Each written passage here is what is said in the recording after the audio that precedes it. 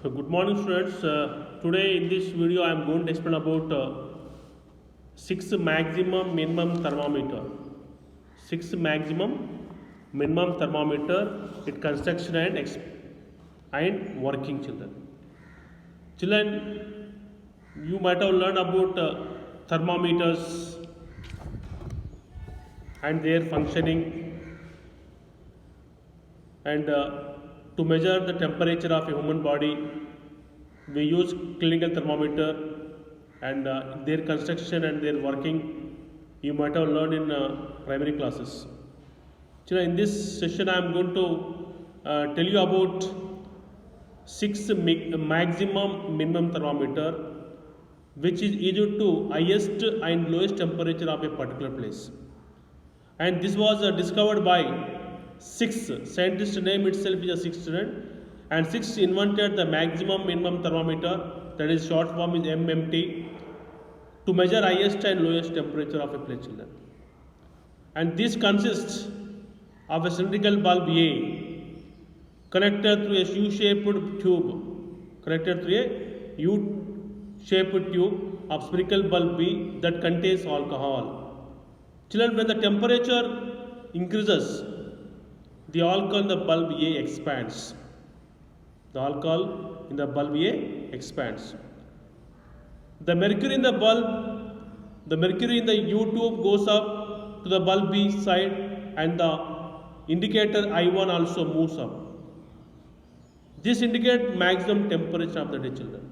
When the indicator I1 goes up or moves up, and this gives indication that the maximum temperature of the day. And if the temperature decreases, alcohol in the bulb A contracts.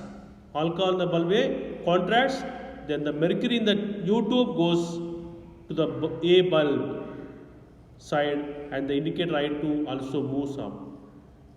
So this indicates minimum temperature of the day.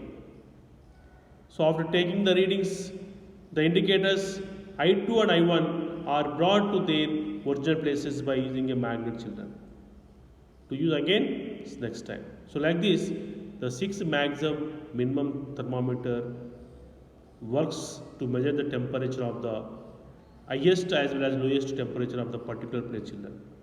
Then the next thing is how to find magnitude of rainfall children. How to find magnitude of rainfall? How much rainfall it is, particular place and particular area. How to find? For that children, small activity children. Take a 10 centimeters wide beaker and insert a funnel to the same width. You can take a 10 centimeter wide beaker and insert a funnel of the same width. Keep the apparatus in an open place when it is raining children. So keep the apparatus in an open place when it is raining. The rainwater would be collected through the funnel into the beaker.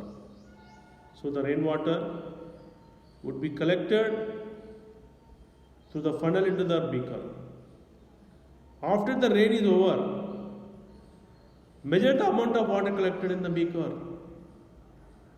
If the depth of the water is 1 centimeter, then that the amount of rainfall is 1 centimeter children. This is the easiest way. You can also do this activity at home, and you can collect some rainwater by placing a beaker and when it is raining, and then afterwards whatever the water is collected in the beaker, and just you measure the depth of the water. If the depth of the water is 1 centimeter or 2 centimeters or 3 centimeters, then the magnitude of the rainfall is 1 centimeters or 2 centimeters or 3 centimeters, depends upon the length of the rainwater children. So this is the way of measuring the rainfall children. Now children, what is actually the meaning of climate children? What is the meaning of climate? Children, you know, climate means the average weather pattern taken over a long time. The average weather pattern taken over a long time, say for example 25 years, is called climate of the place.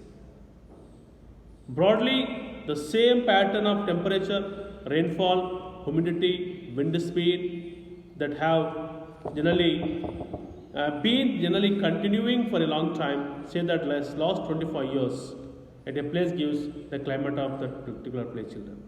And if you find the temperature at a place is generally high for large part of the year, we say that the climate of that place is hot.